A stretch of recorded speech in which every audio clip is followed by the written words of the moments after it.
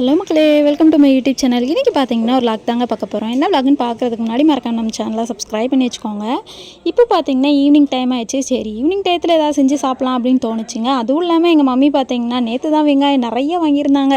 சரி, அதனால் வெங்காயத்தில் இனிமேல் டிஷ்ஷு பண்ணலாம் அப்படின்ட்டு நானும் பார்த்தீங்கன்னா சர்ச் பண்ணி பார்த்தேன். எனக்கு பார்த்தீங்கன்னா ரொம்ப நாள் இந்த வெங்காய பக்கோடா சாப்பிட்ணுன்னு ஆசைங்க. பக்கோடானா அந்த உதிரி உதிரியாக இருக்கும் பார்த்தீங்களா.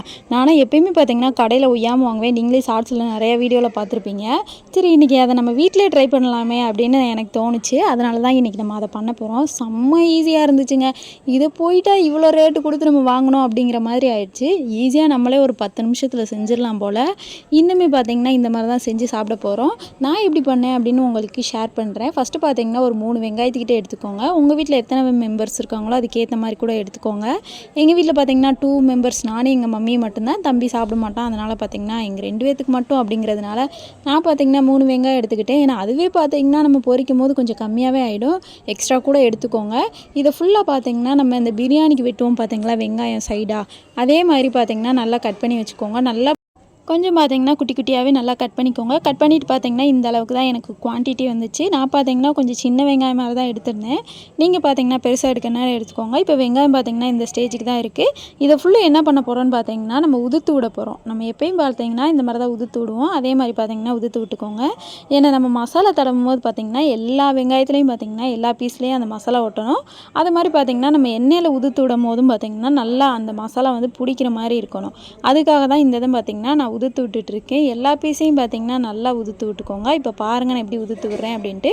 இந்த அளவுக்கு பார்த்திங்கன்னா நீங்கள் எல்லாத்தையும் குட்டி குட்டியாக பார்த்திங்கன்னா உதுத்து விட்டிங்கன்னா உங்களுக்கு நிறையா குவான்டிட்டி கிடைக்கிற மாதிரி இருக்கும். ஆனால் எப்பயும் பார்த்திங்கன்னா நமக்கு வெங்காயம் பார்த்திங்கன்னா எண்ணெயில் போட்டாலே லைட்டாக சுருங்கிரும். அந்த மாதிரி தான் இதுவும். அதனால் குவான்டிட்டி கொஞ்சம் அதிகமாக எடுத்துக்கிறது பெட்டருன்னு நான் சொல்லுவேன். ஸோ இப்போ எல்லாத்தையும் பார்த்திங்கன்னா இந்த மாதிரி ஃபுல்லாக உதுத்து விட்டாச்சு. உதுத்து விட்டதுக்கப்புறம் பார்த்திங்கன்னா நல்லா தூளாயிடுச்சு. இந்த அளவுக்கு பார்த்திங்கன்னா இருந்தால் போதும். இதுக்கடுத்து பார்த்திங்கன்னா இதுக்கு தேவையான மசாலா ஆட் பண்ண போகிறோம். இதுக்கு என்னென்ன மசாலான்னு பார்த்திங்கன்னா ஃபஸ்ட்டு பார்த்திங்கன்னா உங்கள் வீட்டில் சில்லி பவுடர் இருந்துச்சுன்னா எடுத்துக்கோங்க. மிளகாய் தூள் இதை பார்த்திங்கன்னா கொஞ்சோண்டு கொட்டிக்கோங்க. நீங்கள் காரம் அதிகமாக சாப்பிட்றவங்களா இருந்துச்சுன்னா கொஞ்சம் எக்ஸ்ட்ரா கூட தூவி விட்டுக்கோங்க. நான் பார்த்திங்கன்னா ஒரு ஸ்பூன் கிட்ட போட்டிருக்கேன். இதுக்கடுத்து பார்த்திங்கன்னா தனியா தூள் இருந்துச்சுன்னா அது கொஞ்சோண்டு போட்டுக்கோங்க. இதையும் பார்த்திங்கன்னா கொஞ்சோண்டு போட்டுக்கிறேன் நான். ஸோ இதெல்லாம் போட்டு முடிச்சாச்சு. இதுக்கடுத்து பார்த்திங்கன்னா கொஞ்சம் நமக்கு சாப்பிட்ட உடனே ஜீரணமாகணும் இல்லையா, அதனால் பார்த்திங்கன்னா கொஞ்சோண்டு பெருங்காயம் இருந்துச்சுன்னா அதையும் ஆட் பண்ணிக்கோங்க.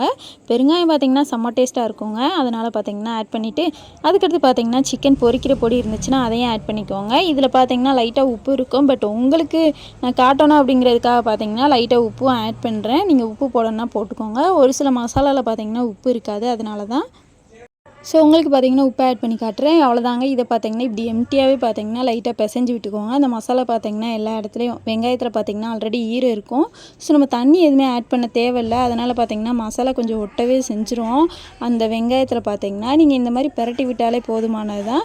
ஸோ அதனால் பார்த்திங்கன்னா இந்த மாதிரி மசாலாவை பார்த்திங்கன்னா கொஞ்சம் டைட்டாக பார்த்திங்கன்னா இந்த மாதிரி பிடிச்சி விடுங்க. ஏன்னா அப்போ தான் பார்த்திங்கன்னா மசாலாவில் எல்லாமே வெங்காயத்தில் விட்டும்.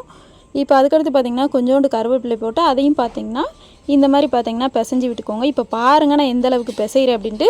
இதுக்கடுத்து பார்த்திங்கன்னா ஒரு 3 ஸ்பூன் கிட்ட கடலை மாவு போட்டுக்கோங்க. நீங்கள் கடலை மாவு எக்ஸ்ட்ரா கூட போடலாம். பட் நான் நைட் டைம் அப்படிங்கிறதுனால கடலை மாவு பார்த்திங்கன்னா கொஞ்சம் கம்மியாக தான் போட்டிருக்கேன். அதையும் போட்டு முடிச்சதுக்கப்புறம் பார்த்திங்கன்னா உங்கள் வீட்டில் கார்ன்ஃப்ளவர் இருந்துச்சுன்னா அது ஒரு 2 ஸ்பூன் கிட்ட போட்டுக்கோங்க. நான் பார்த்திங்கன்னா கார்ன்ஃப்ளவர் பார்த்திங்கன்னா ஒரு 2 ஸ்பூன் கிட்ட ஆட் பண்ணியாச்சு. இப்போ இது எல்லாமே பார்த்திங்கன்னா நல்லா ஆட் பண்ணி முடிச்சதுக்கப்புறம் இப்போ இதையும் பார்த்திங்கன்னா நம்ம கிளறி விட போகிறோம். பார்த்துக்கோங்க நான் எப்படி கிளறேன் அப்படின்னு பார்த்துக்கோங்க. ஏன்னா நம்ம தண்ணி எதுவுமே ஆட் பண்ணலை. நீங்களும் பார்த்திங்கன்னா தண்ணி எதுவுமே ஆட் பண்ணாதீங்க. ஏன்னா நமக்கு பார்த்திங்கன்னா உதிரி உதிரியாக வரணுங்க. அதனால தான் நான் தண்ணி எதுவுமே ஆட் பண்ணல. பாருங்கள் நான் எப்படி பிசைகிறேன்ட்டு பாருங்கள்.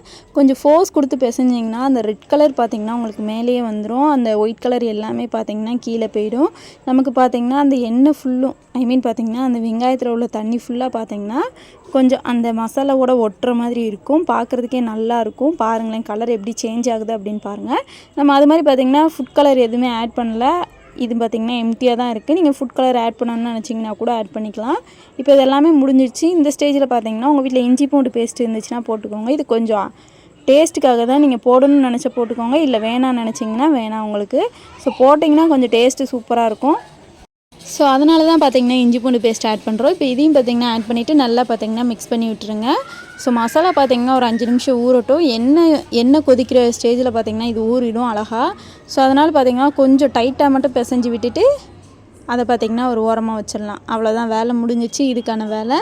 இப்போ நான் பார்த்திங்கன்னா கொஞ்சம் நேரம் இதை இப்படியே பார்த்திங்கன்னா கொஞ்சம் நல்லா அழுத்தி பார்த்திங்கன்னா பிசைஞ்சு விட்டுட்டே இருக்கேன். பிசைஞ்சு விட்டதுக்கப்புறம் ஃபைனல் லுக்கு பாருங்கள். இப்போ பார்த்திங்கன்னா இந்தளவுக்கு உதிரியாக இருக்கணும். அண்ட் மசாலாவும் பார்த்திங்கன்னா அந்த வெங்காயத்து கூட ஒட்டியும் இருக்கணும். ஸோ அதனால தான் இப்போ இப்படி பண்ணுறோம். இதை பாருங்கள். இப்போ இதை எல்லாத்தையுமே நம்ம எண்ணெயில் போடும்போது பார்த்திங்கன்னா சூப்பரான பக்கோடா கிடச்சிரும். இதுக்கப்புறம் பார்த்திங்கன்னா அடுப்பு பற்ற வச்சு கடாயும் வச்சுக்கோங்க. கடாயை வச்சதுக்கப்புறம் பார்த்திங்கன்னா எண்ணெய் உங்களுக்கு தேவையான அளவு ஊற்றிக்கோங்க. நீங்கள் எவ்வளோ குவான்டிட்டி எடுத்துருக்கீங்களோ அதுக்கேற்ற மாதிரி எண்ணெய் ஊற்றிக்கோங்க. பட் எண்ணெய் பார்த்திங்கன்னா அவ்வளோவா குடிக்கலாம் எனக்கு. அதனால் பார்த்திங்கன்னா நான் கொஞ்சமாகவே ஊற்றிக்கிறேன் எண்ணெய். ஸோ ஊற்றிட்டு எண்ணெய் பார்த்திங்கன்னா கொஞ்சம் நேரம் சூடாகட்டும். அது வரைக்கும் பார்த்திங்கன்னா கொஞ்சம் வெயிட் பண்ணி தான் ஆகணும். ஏன்னா சூடாகிறதுக்கு முன்னாடி போட்டுறாதீங்க, ஏன்னா அது வேகவே செய்யாது. அதனால் பார்த்திங்கன்னா எண்ணெய் கொஞ்சம் சூடானது போட்டுருங்க. இப்போ எனக்கு பார்த்திங்கன்னா எண்ணெய் லைட்டாக சூடாயிடுச்சு. இந்த ஸ்டேஜில் பார்த்திங்கன்னா நான் கொஞ்சோண்டு எடுத்து இந்த மாதிரி பார்த்திங்கன்னா கையாலே பார்த்திங்கன்னா உதுத்தி விட்டுக்கிறேன் நான். நீங்களும் பார்த்திங்கன்னா இந்த மாதிரி உதுத்திங்கன்னா உங்களுக்கு நல்லாயிருக்கும். அப்படியே ஒரு கரண்டியை வச்சு பார்த்திங்கன்னா இந்த மாதிரி லைட்டாக அது மாதிரி கிளறி விட்டுருங்க. அப்படின்னா தான் ஒன்றோடு ஒன்று ஒட்டாமல் வரும். இப்போ பார்த்திங்கன்னா எனக்கு லைட்டாக எண்ணெய் அடங்கவும் காட்டுறேன் பாருங்கள். அது உதிரியாக நல்லா அந்த மசாலாலாம் வெங்காயத்தில் ஒட்டின மாதிரி இருக்கும். நான் கடலை மாவு பார்த்திங்கன்னா அதிகமாக ஆட் பண்ணல. அதனால் பார்த்திங்கன்னா எனக்கு லைட்டாக ஒயிட் கலரில் தெரிகிற மாதிரி இருக்கலாம். ஏன்னா நைட் டைம்ங்கிறதுனால நான் கடலை மாவு அதிகமாக ஆட் பண்ணல. நீங்கள் வேணும்னா ஆட் பண்ணணுன்னா ஆட் பண்ணிக்கோங்க. ஸோ டேஸ்ட்டும் பார்த்திங்கன்னா அட்டகாசமாக இருக்கும். கடலை மாவுக்கு பார்த்திங்கன்னா உதிரவே செய்யாது, செம்ம டேஸ்ட்டாக இருக்கும். ஏன்னா நம்ம இந்த மாதிரி உதுத்து போட்டோம்னா நல்லாயிருக்கும். லைட்டாக தண்ணி ஆட் பண்ணிங்க அப்படின்னா நமக்கு பார்த்திங்கன்னா வடை மாதிரி ஆயிரும். அதுக்காக தான் நம்ம இந்த மாதிரி லைட்டாக உதுத்து போடுறோம். இப்போ இந்த ஸ்டேஜுக்கு தான் இருக்கும். பார்க்குறதுக்கு பார்த்திங்கன்னா செமையாக இருக்கும். இது பார்த்திங்கன்னா நம்ம எண்ணெயில் பொரிச்சதுக்கப்புறம் பார்த்திங்கன்னா நல்லா மொறுன்னு கிறிஸ்பியாக இருக்கும். செம்ம டேஸ்ட்டாகவும் இருக்கும் பாருங்கள். ஆனால் என்ன ஒரு 5 மினிட்ஸ் பார்த்திங்கன்னா நல்லா வேக விடுங்க. வெங்காயத்தில் உள்ள ஸ்மெல் எல்லாமே போயிட்டு அந்த மசாலா பார்த்திங்கன்னா அதோட ஒட்டி அது ஒரு மாதிரி டேஸ்ட்டாக இருக்கும்.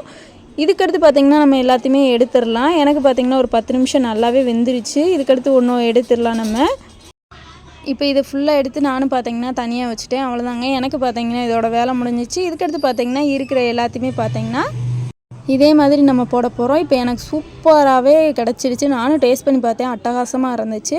இதுக்கடுத்து பார்த்திங்கன்னா மறுபடியும் இன்னும் கொஞ்சம் எடுத்து இதே மாதிரி பார்த்திங்கன்னா அதே ப்ராசஸ் தான், இதே மாதிரி தான் ஓடிட்டு இருந்துச்சு. கொஞ்சம் நேரம் வெயிட் பண்ணி போட்டு எடுத்திங்கன்னா சூப்பரான பக்கோடா பார்த்திங்கன்னா நம்ம வீட்டிலே ரெடி பண்ணிடலாம். செம்ம டேஸ்ட்டாகவும் இருக்கும், கிறிஸ்பியாகவும் இருக்கும். ஏன்னா சாப்பிட்றதுக்கே பார்த்திங்கன்னா அவ்வளோ ருசியாக இருக்கும். நம்ம கடையில் வாங்கினா கூட ஒரு மாதிரி பார்த்திங்கன்னா சோடா உப்பு அது இதுன்னு போட்டிருப்பாங்க. நமக்கு ஹைஜீனாக என்னென்னு கூட நமக்கு தெரியாது. பட் நம்ம வீட்டிலே பண்ணும்போது பார்த்திங்கன்னா நமக்கே தெரியும் நம்ம எப்படி போட்டோம் அப்படின்ட்டு. பேபிஸ்க்கெலாம் எல்லாத்துக்குமே கொடுக்கலாம். கொஞ்சம் குழந்தைங்களுக்கு பார்த்திங்கன்னா ஈவினிங் ஸ்நாக்ஸ் எதாவது சாப்பிட்ணும் அப்படின்னு நினச்சாங்கன்னா டக்குன்னு இந்த மாதிரி செஞ்சு கொடுத்திங்கன்னா அவங்களுக்கு ரொம்ப பிடிக்கும். சாப்பிட்றதுக்கும் பார்த்திங்கன்னா சூப்பராக இருக்கும். கேட்டு சாப்பிடுவாங்க. அந்தளவுக்கு பார்த்திங்கன்னா டேஸ்ட் அட்டகாசமாக இருக்கும். அதனால தான் நான் இப்படி சொல்லிகிட்டு இருக்கேன். இப்போ இது எல்லாமே பார்த்திங்கன்னா நல்லா பொரிஞ்சு வந்துருச்சு. இதையும் பார்த்திங்கன்னா எடுத்துட்டிங்கன்னா அவ்வளோதாங்க, வேலை முடிஞ்சிருச்சு. நமக்கு சூப்பரான வெங்காய பக்கோடா பார்த்திங்கன்னா ரெடியாக போகுது.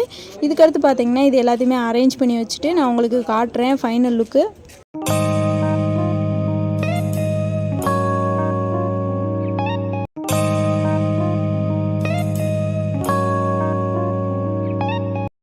அவ்வளோதாங்க, ரெடி ஆயிடுச்சு. இதை பார்த்திங்கன்னா நீங்கள் எடுத்து சாப்பிட்டிங்கன்னா உங்களுக்கு டேஸ்ட்டாக இருக்கும். நான் மட்டும் சாப்பிடல. ஸோ நான் சாப்பிட்டுட்டு இருந்தேன். எங்கள் வீட்டு பக்கத்தில் உள்ள குட்டியும் வந்துட்டான். அவனும் பார்த்திங்கன்னா டேஸ்ட் பண்ணி பார்த்தான். ஃபஸ்ட்டு பார்த்திங்கன்னா நான் டேஸ்ட் பண்ணி பார்த்தேன். உண்மையாகவே பார்த்திங்கன்னா டேஸ்ட் அட்டகாசமாக இருந்துச்சுங்க. கொஞ்சம் குவான்டிட்டி அதிகமாகவே போட்டிருக்கலாமோ அப்படிங்கிற மாதிரி எனக்கே தோணுச்சு. ஏன்னா அந்தளவுக்கு பார்த்திங்கன்னா உண்மையாகவே சூப்பராக இருந்துச்சு. நீங்கள் டேஸ்ட் பண்ணியிருந்தீங்கன்னா உங்களுக்கே தெரிஞ்சிருக்கும். செம்மையாக இருந்துச்சு. இப்போ இதெல்லாமே முடிஞ்சிருச்சு. இதுக்கடுத்து பார்த்திங்கன்னா என்னோடய பிளேட் எல்லாத்தையுமே பார்த்திங்கன்னா பிடுங்கிட்டு போயிட்டு அவன் தாங்க உட்காந்து சாப்பிட்டுட்டு இருந்தேன். நல்லா பாருங்கள், நாக்கை தொலைத்தி சாப்பிட்டுட்டு இருந்தான்.